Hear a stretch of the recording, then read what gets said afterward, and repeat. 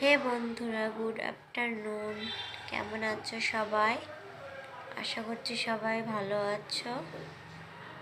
আর আমার শরীর দেখে তোমরা বুঝতেই পারছো আমার শরীরটা ভালো নেই। কাল থেকে হঠাৎ জ্বর, সর্দি, কাশি। ডাক্তারের কাছে কাল রাতে গিয়েছিলাম, তো ওষুধ খেয়েছি। এখন একটু ভালো লাগছে, কিন্তু অতটাও নেই, শরীরে এনার্জি নেই। কোনো কিছু করতে ইচ্ছে হচ্ছে না, শুধু শুয়ে রয়েছি। তো দেখো,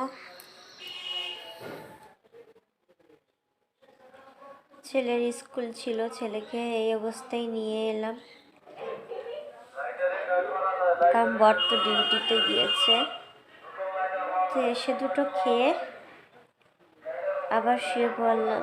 ভালো লাগছে না কোনো কিছু, কারোর কথা শুনতে ভালো লাগছে না, কিছু খেতে ইচ্ছে হচ্ছে না, শুয়ে থাকি সারাক্ষণ।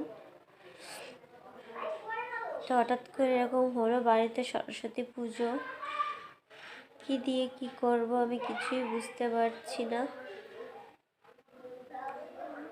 তার আগেই, পুজোটার আগেই এরকম শরীর খারাপ, না কমলে আবার যাব ডাক্তারের কাছে।